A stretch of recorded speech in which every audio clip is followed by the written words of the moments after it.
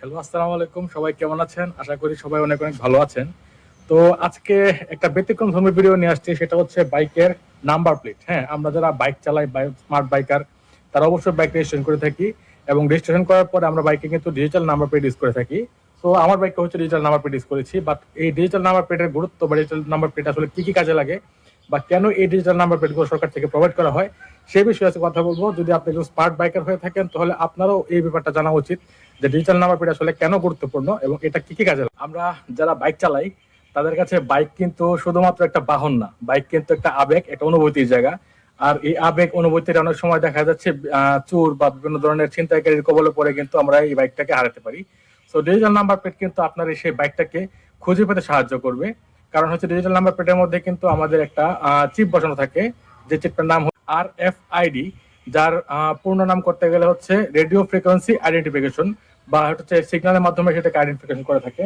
দেখতে পাচ্ছেন বাইকের এই জায়গাতে একটা ছোট্ট চিপ থাকে, এই চিপটা হচ্ছে সেই রেডিও ফ্রিকোয়েন্সি আইডেন্টিফিকেশন চিপ। আর এই চিপের মাধ্যমে কিন্তু আপনার বাইকটা যদি কখনো চুরি বা ছিনতাই হয়ে যায়, সেটাকে ট্র্যাক করা সম্ভব এবং হচ্ছে যে ছিনতাইকারীকে ধরাও পর্যন্ত সম্ভব। একটু খেয়াল করলে দেখতে পাবেন বাইকের মধ্যে কিন্তু একটা হলোগ্রাম স্টিকার থাকে। হ্যাঁ, এই স্টিকারটা কিন্তু নর্মালি কপি করা বা নকল করা কোনোভাবে সম্ভব নয়।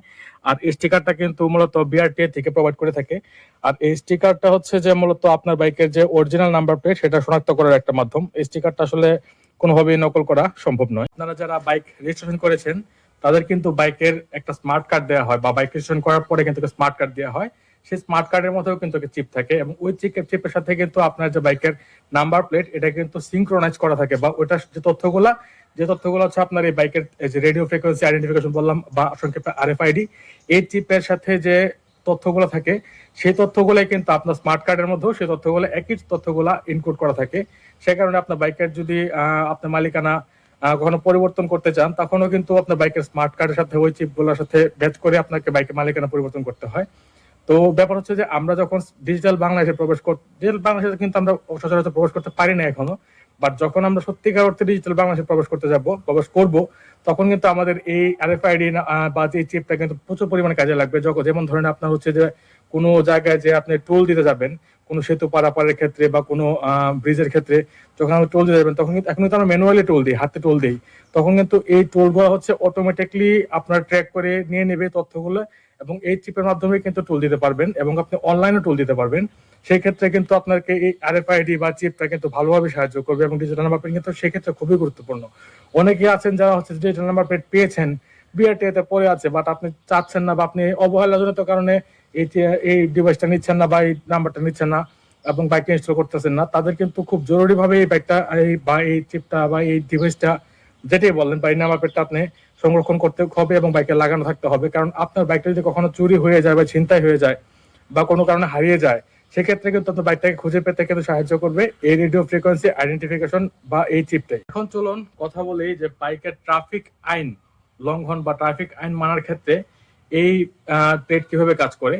ধরুন আপনি কোনো ট্রাফিক আইন লঙ্ঘন করতেছেন না, কিন্তু অন্য কোনো বাইকার বা অন্য কোনো ভেহিক্যাল যদি এই ট্রাফিক আইন লঙ্ঘন করে, সেক্ষেত্রে ট্রাফিক আইনের যে পুলিশ থাকে বা ট্রাফিক পুলিশ থাকে বা ট্রাফিক নিয়ন্ত্রণে যারা কর্মকর্তা কর্মচারী থাকেন, তারা হচ্ছে আপনাকে বা আপনার সেই বাইকটাকে বা যে হচ্ছে ট্রাফিক আইনটা লঙ্ঘন করেছে, তাকে ট্রেস করার জন্য খুব সহজে কিন্তু এই চিপের মাধ্যমে তাকে ট্রেস করতে পারবে এবং তাকে হচ্ছে যে মামলা দেওয়ার সুযোগ থাকে। আর যদি এই ধরনের ডিজিটাল নাম্বার প্লেট তার কাছে না থাকে বা সে ইউজ না করে, তাহলে কিন্তু তার এটা অপরাধ। কারণ বাংলাদেশের আইনে কিন্তু ডিজিটাল নাম্বার প্লেট ব্যবহার করা কিন্তু বাধ্যতামূলক। সেক্ষেত্রে সে যদি ডিজিটাল নাম্বার প্লেট ব্যবহার না করে, তাহলে সে অপরাধী, এবং অপরাধ করে থাকলেও তাকে শনাক্ত করাও কিন্তু খুবই সহজ এই ডিজিটাল নাম্বার প্লেটের মাধ্যমে। এখন অনেকের মধ্যেই হয়তো বা প্রশ্ন আসতেছে যে আমি তো ডিজিটাল নাম্বার প্লেট সংগ্রহ করি নাই, তাহলে আমি কিভাবে এই নাম্বার প্লেট সংগ্রহ করব। প্রসেসিং খুবই সোজা। বিআরটিআই তে যাবেন, আপনার বাইকের বৈধ কাগজপত্র জমা দিবেন, বাইকের হচ্ছে রেজিস্ট্রেশন ফি জমা দিবেন, দেন আপনাকে বিআরটিএ থেকে কিন্তু এই ডিজিটাল নাম্বার প্লেট এবং হচ্ছে স্মার্ট কার্ড প্রোভাইড করা হবে। সেক্ষেত্রে আপনাকে হয়তো বা 1-2 দিন যেতে হবে এবং ফিঙ্গারপ্রিন্ট এবং চোখের আইরিস দেওয়া জমা দিতে হবে, এবং আপনার স্বাক্ষর করতে হবে ডিজিটাল ভাবে। সো এটা হচ্ছে মূলত প্রসেস। সেক্ষেত্রে আপনাকে একটা নির্ধারিত ফি দিতে হবে। পর্যন্ত বিআরটিএ তে ডিজিটাল নাম্বার প্লেটের ফি, আমি যদি খুব ভুল না করে থাকি, তাহলে হচ্ছে 2250 টাকা ডিজিটাল নাম্বার প্লেটের ফি। আর হচ্ছে RFID যে চিপটা, সেটার দাম হচ্ছে 555 টাকা। তো এই হচ্ছে মূলত টোটাল ফি ডিজিটাল নাম্বার প্লেট নেওয়ার ক্ষেত্রে। আর হচ্ছে এই ডিজিটাল নাম্বার প্লেট কিন্তু শুধুমাত্র যে আপনার বাইকের নাম্বার প্লেট লাগালেন, এটার জন্যই না, আপনার বাইকে কিন্তু এক প্রকার নিরাপত্তা দিবে এই ডিজিটাল নাম্বার প্লেট। সো আর দেরি কেন, অবশ্যই আপনার বাইকে সেই ডিজিটাল নাম্বার প্লেটটা লাগিয়ে নিন এবং আপনার বাইকটাকে নিরাপদে রাখুন এবং দেশের সব ধরনের আইন শৃঙ্খলার প্রতি সম্মান রাখুন। তো এই ছিল আজকের ছোট্ট একটা ভিডিও, বাট এই ডিজিটাল নাম্বার প্লেটটা কিন্তু খুবই গুরুত্বপূর্ণ। যদি কখনো এই ডিজিটাল নাম্বার প্লেটটা আপনার কাছ থেকে হারিয়ে যায় বা বাইক থেকে কোনো কারণে খুলে পড়ে যায়, সেক্ষেত্রেও কিন্তু আপনাকে কিছু আইনি প্রসেস ফলো করতে হবে। আপনাকে ফার্স্টে হচ্ছে যে ডিজিটাল নাম্বার প্লেট হারিয়ে গেলে থানায়, আপনার নিকটস্থ থানায় বা যে এরিয়াতে হারিয়ে গেছে সেই এরিয়াতে নিকটস্থ থানা আছে, সেই থানাতে গিয়ে আপনাকে একটা জিডি করতে হবে বা সাধারণ ডায়েরি করতে হবে। দেন আপনি সেটা সাধারণ ডায়েরির কপিটা নিয়ে বিআরটিএ তে গিয়ে নির্দিষ্ট পরিমাণ ফি জমা দিয়ে পুনরায় আপনি কিন্তু ডিজিটাল নাম্বার প্লেটটা আবার সংগ্রহ করতে পারবেন। সো এইটাই হচ্ছে প্রসেসিং। ও আর এই ব্যাপারে আজকে তেমন কিছু বলার নাই। যদি কোনো প্রশ্ন থাকে এই ব্যাপারে আর এই ভিডিওটা দেখে যদি ভালো লাগে থাকে তাহলে অবশ্যই কমেন্টসে জানাবেন।